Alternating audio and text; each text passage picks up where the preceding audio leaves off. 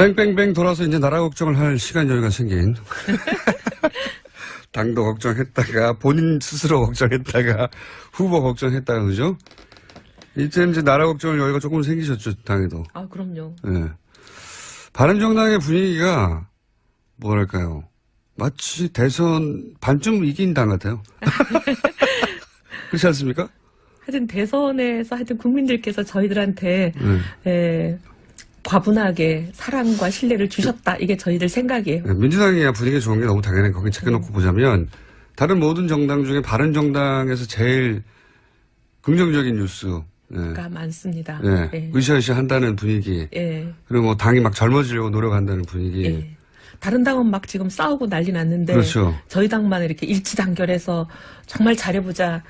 국민들이 주신 사랑을 우리가 어쨌든 갚아보자. 뭐 이거니까. 이게 이제 그래봐야 사위였거든요. 근데 처음부터 끝까지 내내 꼴찌할 거라고 생각하다가 막판에 대역전이죠, 사실. 대역전이 맞습니다. 네. 예. 이거 1% 2% 득표하는 거 아니야? 이 정도 수준의 고민을 하다가 대역전이라고 볼 수 있죠. 며칠 만에. 예, 단 며칠 만에. 네.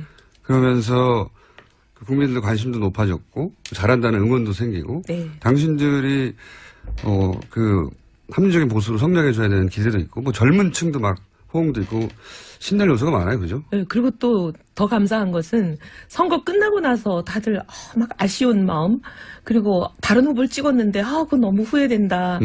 당신들 이 정도일 줄 알았으면 찍어주는 건데 하면서 막 이렇게 미안해 하시는 게 더 감사하죠. 그래서 그 신이 난 거가 느껴져요. 네, 바른정당에서는. 더 열심히 할게요.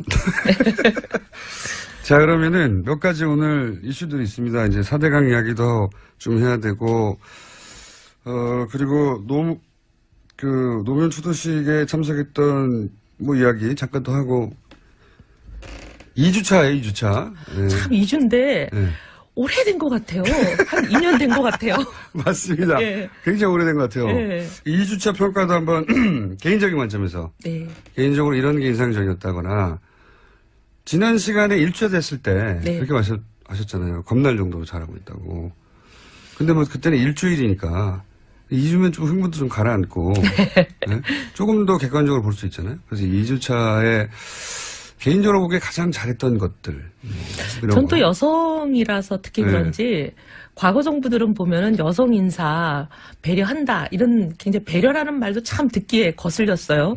근데 그러면서 이제 주는 자리라는 거는 정해져 있었죠. 예. 여성부하고 예, 여성부. 사실 박근혜 여가부, 정부는 여성부 말고는 준 적이 없습니다. 딱 하나 예. 환경부 장관을 주셨지만 굉장히 말 많고 탈 많고 어떻게 보면 앞으로 여성들 진로에 걸림돌이 됐다라는 평가를 받는 오히려. 그런 게 하나 있었고 그거 네. 말고는 뭐 힘 있는 자리를 주지 않았죠. 한마디로 예. 말해서. 예.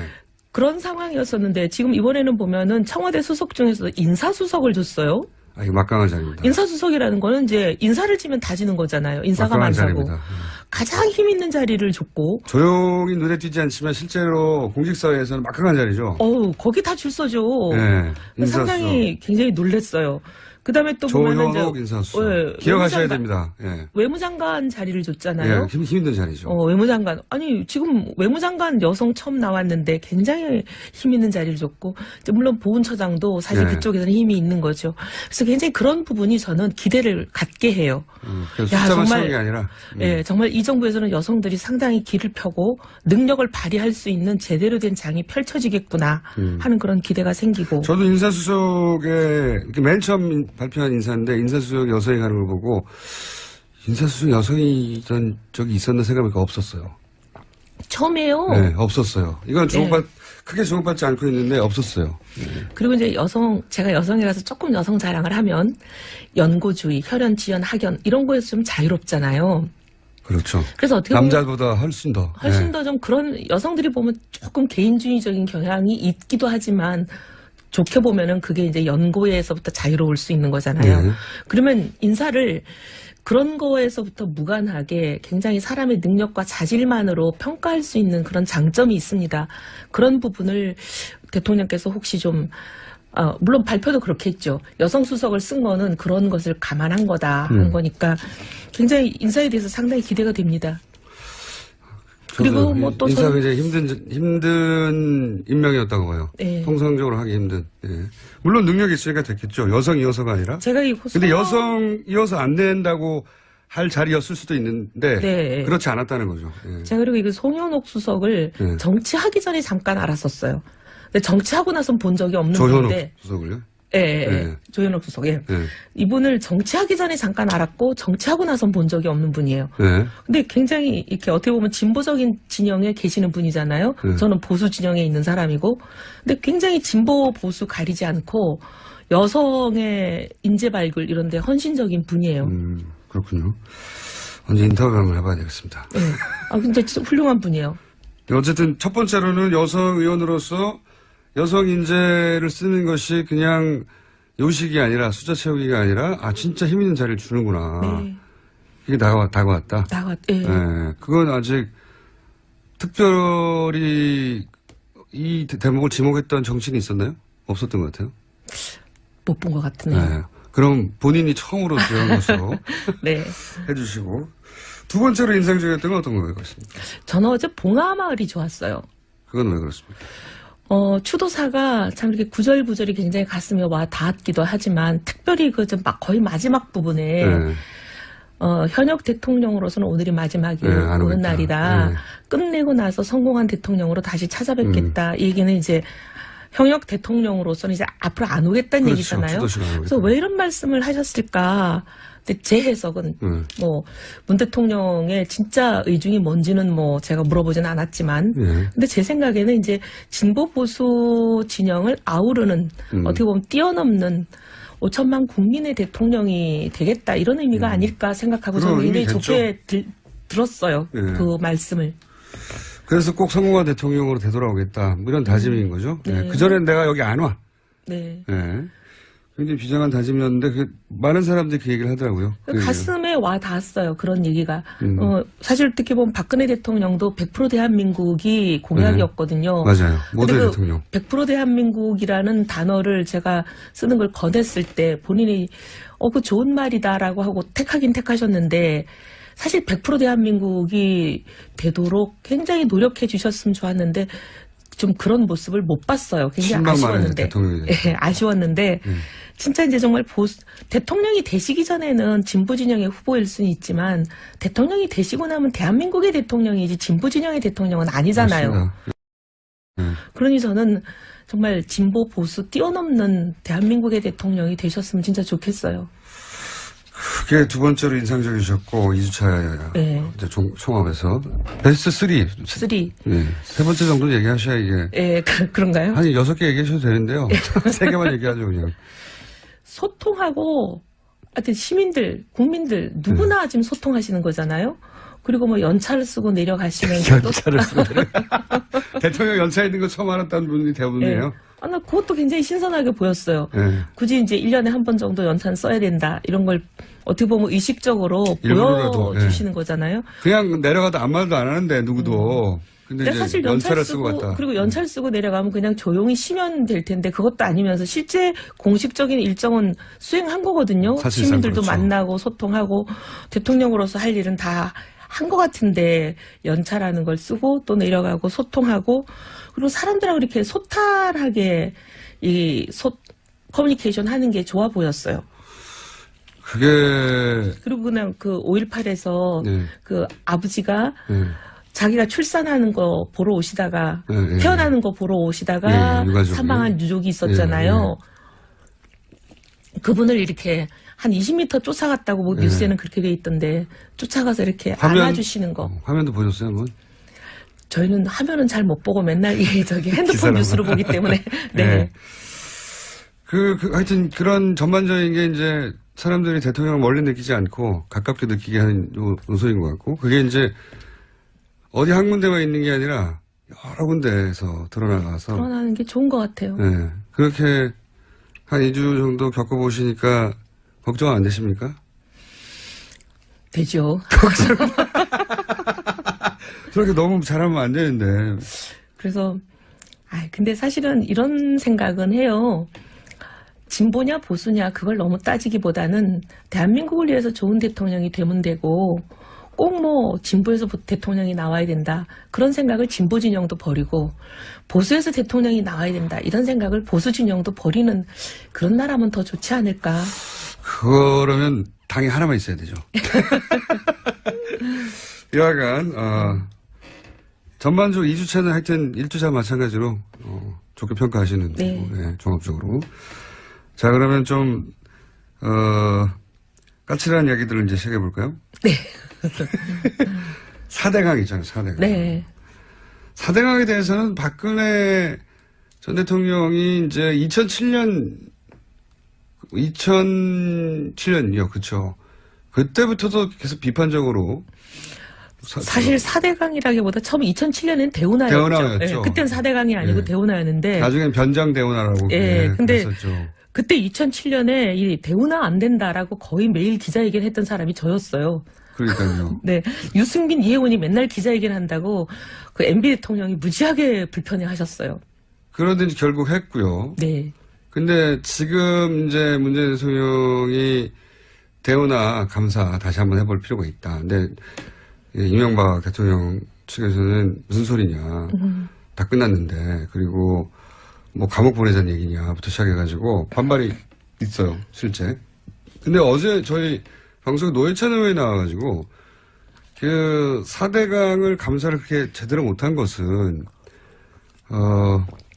이명박 정부 시절 그 박근혜 전 대통령에 대한 어떤 약점, 뭐 최순실이라든지 그 약점을 지고서 보험 성격으로 계속 지고 있었기 때문에 박근혜 정부 시절에 4대강을 제대로 조치하지 못한 것이다. 이런 식의 본인 입장에서의 추정이죠. 예, 그런 얘기를 했어요. 일단 4대강 사업에 대한 개인적인 의견과 왜 박근혜 정부 시절에 4대강을 충분히 좀 더 강도 높게, 왜냐면 아무도 법적 처벌을 받은 적은 없거든요. 감사를 여러 번 했다고 하지만. 그러니까 앞에 두 번이야 이명박 정부 시절에 한 거니까 제하고 나서도. 박근혜 정부 시절에 해서 총체적인 부실이고 또 기업들 담합도 있었다고 했지만 아주 손방망이로 지나갔단 말이죠. 이 전반적인 4대강 이야기를 좀 해봐 주세요. 일단 이명박 정부 때 초기 이명박 정부의 두 번의 감사가 있었잖아요. 한 예. 번은 상당히 이제 초기였고 한 번은 거의 말기였는데 2012년이니까 마지막 해죠. 그렇죠. 근데 처음에 있었던 거는 뭐 아무 문제 없다로 결론 났으니까. 아무 의미 없는 감사고요. 그건 셀프 감사는 그러니. 의미가 없는 거죠. 예. 셀프 감사는 뭐 훌륭하다라고 결론 날 수밖에 없는 거니까 그렇죠. 그건 뭐 논외로 하는 거고. 대통령 임기 초기인데요, 게다가. 예, 거기다가 이제 근데 이제 이명박 정부 거의 마지막 해에 났던 12년에 시작됐던 그 감사는 이명박 정부에서 있었던 감사인데도 이거는 문제가 심각하다고 났어요. 그때 이제 박근혜 당선자 인수위 시절이어서 이명박 전 대통령보다는 박근혜의 힘이 더 셀 때였어요. 근데 시작은 5월에 됐기 때문에 예.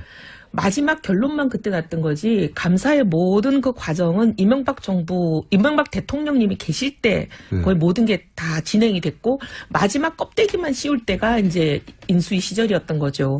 근데도 그때 여러 가지 총체적 부실이라고 했죠. 네, 총체적 부실이고 이게 수질도 악화되는 거고 맞습니다. 그다음에 온갖 여러 가지 문제를 굉장히 총망라해서 짚어놨어요. 예. 근데 그 감사가 나왔는데도 전혀 다른 대책이 없었잖아요. 그게 5년 전입니다, 벌써. 네. 수질 나빠진다고 한 게 이미. 예.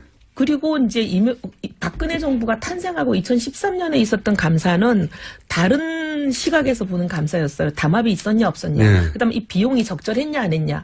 이게 이제 4대강을 염두에 두고 한 거라 비용이 너무 부풀려졌고 쓸데없는 그렇죠. 국민 세금을 많이 낭비했고 이거 담합을 방조했다라고 했어요. 그러니까 총체적 담합이- 부실에 담합까지 있었다. 담합이 있었다 정도가 아니라 담합을 정부가 방조했다라는 게 감사의 결과였어요. 네. 그러면 담합은 이거는 공정거래법에 의해서 굉장히 세게 처벌받아야 되는 거거든요. 그렇죠. 근데 처벌이 별로 없었고 그다음에 공무원은 한 명도 처벌되지 않았습니까? 게다가. 방조했다라고 하면은 방조한 공무원도 처벌받아야 되는 거잖아요. 그렇죠. 근데 처벌도 없었고. 그러니까 이게 이제 박근혜 정부가 이 부분에 대해서 묵인하고 뭐 나쁘게까지 얘기하면 공범이라고까지 의심을 받아도 별로 할 말이 없는 그런 상황으로 간 거예요. 예. 왜 그렇게 왜 갔느냐에 그랬을까? 대해서는 예. 이제 노회찬 의원님은 예. 그런 이유가 있었다. 최순실이든 뭐든 여러 가지 이제 잡힌 게 있었다라고 이전 정부가 앞으로 다음 정부에 대한 약점을 쥐고 있었던 게 아니냐. 뭐 그런 말씀을 하셨지만 예. 옛날부터 그런 얘기는 이제 많이 떠돌아다니는 소문으로 있었어요. 뭐 예. 괴담 수준으로. 그렇죠.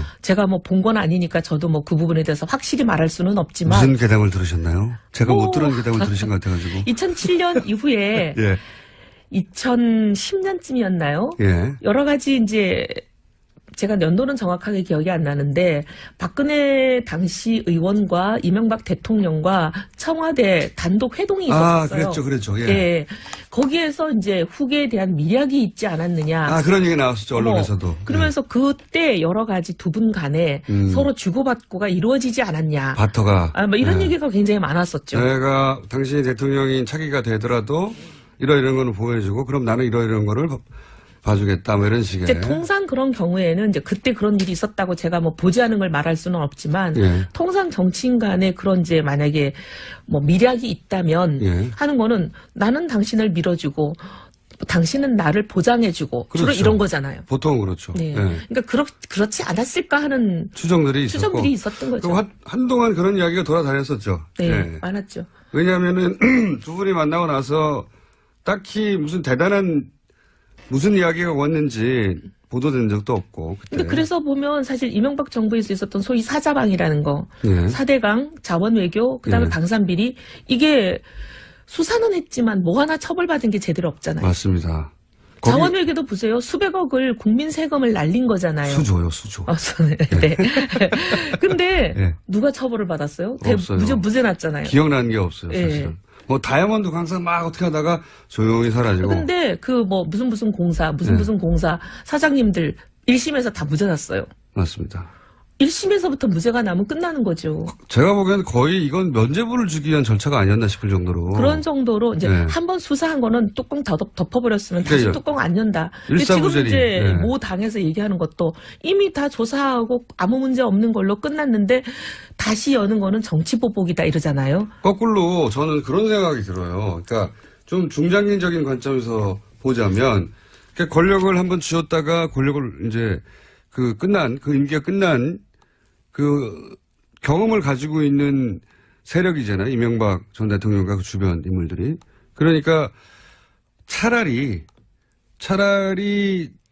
본인들에게 우호적인 정부가 있을 때 이 사건을 다루어서 아주 가볍게 처리하고 넘어가서 일사부조리 혹은 이미 끝난 사건이라고 만들어 두는 게 추후에 다른 정권이 들었을 때 이 이야기가 다시 안 나오게 하는 안전장치가 된다. 이런 발상을 가지고 막 사자방을 오히려 초반에 막 만들어내고 감사도 하고 그랬던 게 아닌가. 그런 비슷한 게요. 예. 이제 제가 이제 특정 기관을 얘기해서 좀 죄송한데 세무 담당하는 기관에서 그런 일들을 많이 해요. 왜요? 제가 이제 기재위에 오래 있다 보니까 예. 그 기관이 피감 기관이잖아요. 예.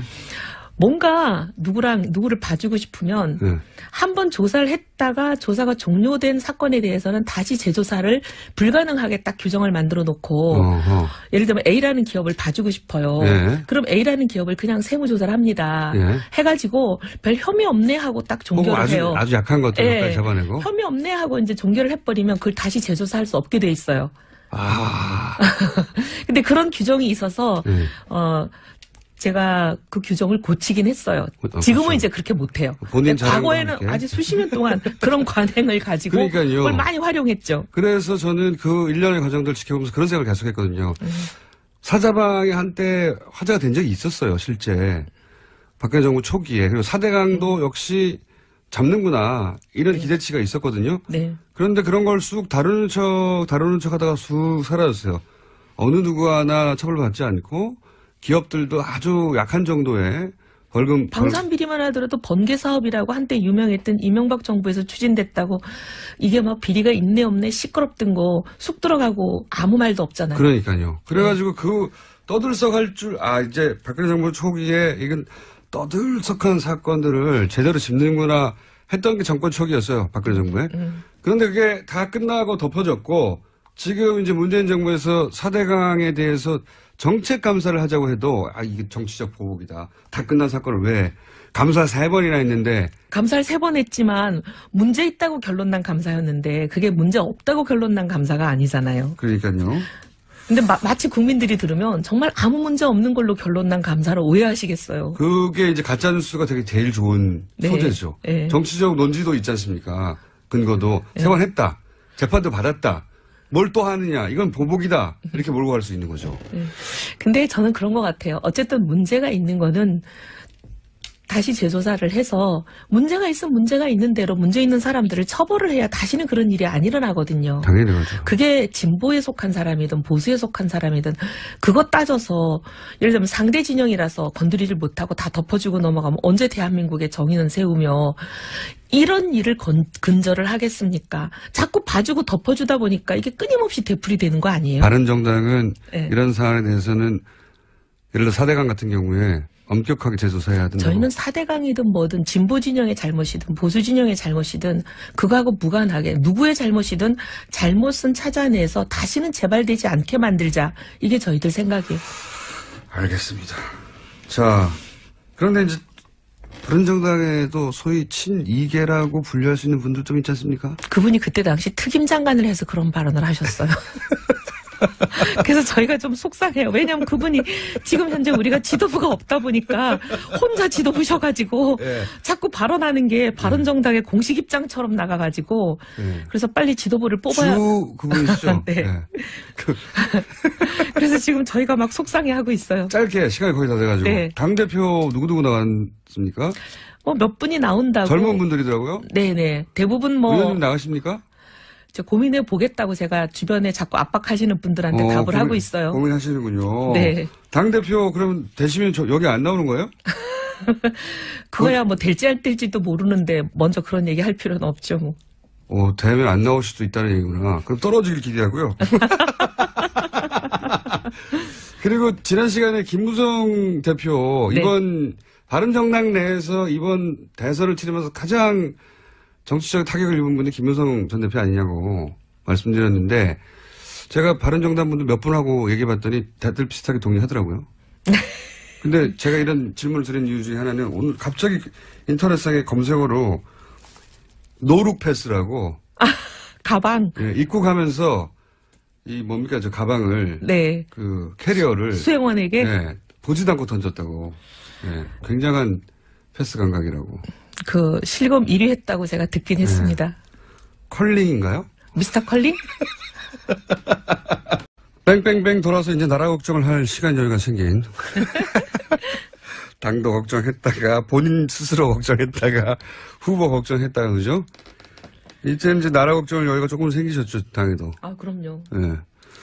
바른정당의 분위기가 뭐랄까요? 마치 대선 반쯤 이긴 당 같아요. 그렇지 않습니까? 하여튼 대선에서 하여튼 국민들께서 저희들한테 과분하게 사랑과 신뢰를 주셨다. 이게 저희들 생각이에요. 네, 민주당이야 분위기가 좋은 게 너무 당연해. 거기 제껴놓고 보자면 다른 모든 정당 중에 바른정당에서 제일 긍정적인 뉴스. 가 많습니다. 네. 예. 으쌰으쌰 한다는 분위기. 예. 그리고 뭐 당이 막 젊어지려고 노력한다는 분위기. 예. 다른 당은 막 지금 싸우고 난리 났는데 그렇죠. 저희 당만 이렇게 일치단결해서 정말 잘해보자. 국민들이 주신 사랑을 우리가 어쨌든 갚아보자. 뭐 이거니까. 이게 이제 그래봐야 사위였거든요. 근데 처음부터 끝까지 내내 꼴찌할 거라고 생각하다가 막판에 대역전이죠 사실. 대역전이 맞습니다. 네. 예. 이거 1% 2% 득표하는 거 아니야? 이 정도 수준의 고민을 하다가 대역전이라고 볼 수 있죠. 며칠 만에. 예, 단 며칠 만에. 네. 그러면서 국민들 관심도 높아졌고 잘한다는 응원도 생기고 네. 당신들이 합리적인 보수로 성장해줘야 되는 기대도 있고 뭐 젊은 층도 막 호응도 있고 신날 요소가 많아요, 그죠? 네, 그리고 또 더 감사한 것은 선거 끝나고 나서 것을 감안한 거다 한 거니까 굉장히 인사에 대해서 상당히 기대가 됩니다. 그리고 뭐 또 인사가 이제 힘든 임명이었다고 봐요. 네. 통상적으로 하기 힘든. 예. 물론 능력이 있으니까 됐겠죠. 여성이어서가 아니라. 제가 이 근데 여성이어서 안 된다고 할 자리였을 수도 있는데 네. 그렇지 않았다는 거죠. 예. 제가 그리고 이거 송현옥 수석을 네. 정치하기 전에 잠깐 알았었어요. 근데 정치하고 나선 본 적이 없는 조현옥 분인데. 수석을요? 예. 조현옥 수석. 예. 네. 이분을 정치하기 전에 잠깐 알았고 정치하고 나선 본 적이 없는 분이에요. 네. 근데 굉장히 이렇게 어떻게 보면 진보적인 진영에 계시는 분이잖아요. 네. 저는 보수 진영에 있는 사람이고. 근데 굉장히 진보 보수 가리지 않고 여성의 인재 발굴 이런 데 헌신적인 분이에요. 그렇군요. 언제 인터뷰 한번 해봐야 되겠습니다. 네. 근데 진짜 훌륭한 분이에요. 어쨌든 첫 번째로는 여성 의원으로서 여성 인재를 쓰는 것이 그냥 요식이 아니라 숫자 채우기가 아니라 진짜 힘 있는 자리를 주는구나. 네. 이게 다가왔다. 예. 네. 그건 아직 특별히 이 대목을 지목했던 정치인이 있었나요? 없었던 것 같아요. 못 본 것 같으네요. 네. 그럼 본인이 처음으로 지원 것으로 네. 해주시고 두 번째로 인상적이었던 건 어떤 거예요? 저는 어제 봉하마을이 좋았어요. 그건 왜 그렇습니까? 추도사가 참 이렇게 구절구절이 굉장히 가슴에 와 닿았기도 하지만 특별히 거의 마지막 부분에 네. 현역 대통령으로서는 오늘이 마지막이 오는 날이다. 네. 끝내고 나서 선거 다들 막 아쉬운 마음 그리고 다른 후보를 찍었는데 그건 너무 후회된다. 당신들 이 정도일 줄 알았으면 찍어주는 건데 하면서 막 이렇게 미안해 하시는 게 더 감사하죠. 그래서 신이 난 거가 느껴져요. 네, 바른정당에서는. 더 열심히 할게요. 자, 그러면은 몇 가지 오늘 이슈들이 있습니다. 이제 4대강 이야기도 좀 해야 되고, 그리고 노무현 추도식에 참석했던 이야기 잠깐 더 하고, 2주차예요, 2주차. 네. 참 2주인데, 네. 오래된 것 같아요. 한 2년 된 것 같아요. 맞습니다. 네. 굉장히 오래된 것 같아요. 네. 2주차 평가도 한번 개인적인 관점에서. 네. 개인적으로 이런 게 인상적이었다거나, 지난 시간에 1주차 됐을 때, 네. 그렇게 하셨잖아요. 겁날 정도로 잘하고 있다고.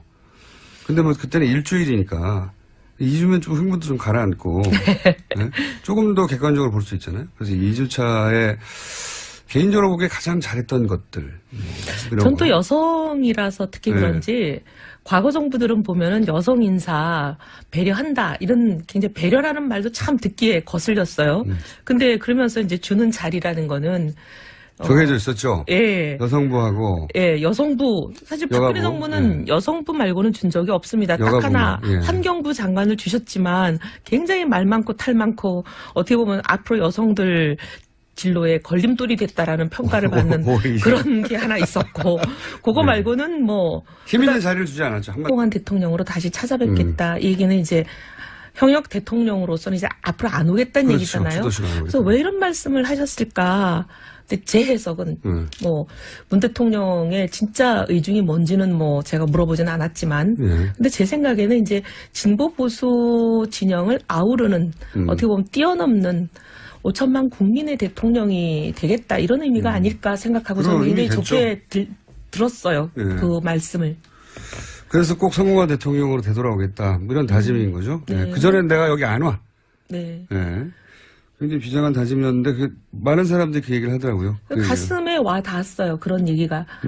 사실 어떻게 보면 박근혜 대통령도 100% 대한민국이 공약이었거든요. 맞아요. 모든 근데 대통령. 100% 대한민국이라는 단어를 제가 쓰는 걸 권했을 때 본인이 그 좋은 말이다라고 하고 택하긴 택하셨는데 사실 100% 대한민국이 되도록 굉장히 노력해 주셨으면 좋았는데 좀 그런 모습을 못 봤어요. 굉장히 아쉬웠는데. 예, 아쉬웠는데 진짜 이제 정말 대통령이 되시기 전에는 진보 진영의 후보일 수는 있지만 대통령이 되시고 나면 대한민국의 대통령이지 진보 진영의 대통령은 아니잖아요.